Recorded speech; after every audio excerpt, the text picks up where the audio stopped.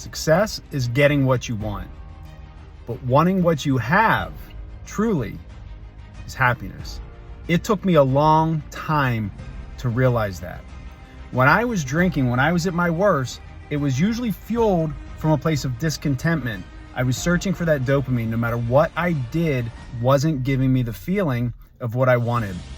And the big problem with people with addiction, by definition, in its most simplest form, is trying to feed internal voids with external things or accomplishments or people, and it's never going to happen.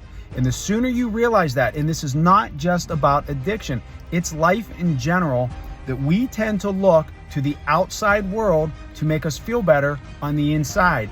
And when we do that, that just further feeds our insecurities, our feelings of inadequacy or not being accepted. I still struggle with those things. I probably always will. But my life has gotten easier now that I've become aware of it. And now sometimes it's a little bit dangerous when you actually know the answer or solution to a problem, but you haven't quite figured out, well, why can't I fix it, or why hasn't it changed when I know what the logical answer is? Well, you're human. I'm human. And it doesn't work that way. Life is just a constant moving forward. It's a process. Life is just a process from point A to point B, and what you do in between. The majority of the time, it's a choice, and it's up to you. So taking time to look around to see what you have, to be grateful, because the overwhelming majority of the world would trade places with you no matter how bad you think your life currently is. And again, it took me a long time to realize that.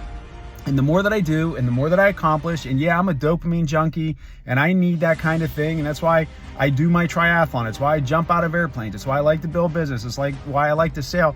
But I realize it's never going to give me the internal peace that I seek. And maybe I won't get it, but at least I'm not hanging my hat on it the way that I used to.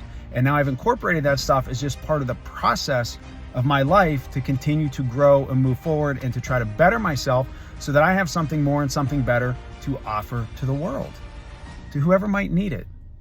So I think we owe the world, it is our responsibility to become the person that we admire the most and then gift that to the world in whatever way that means. It doesn't mean you have to go out and do great big things on a big scale. It could be individual. It could be one person. You could touch a person that you don't even know.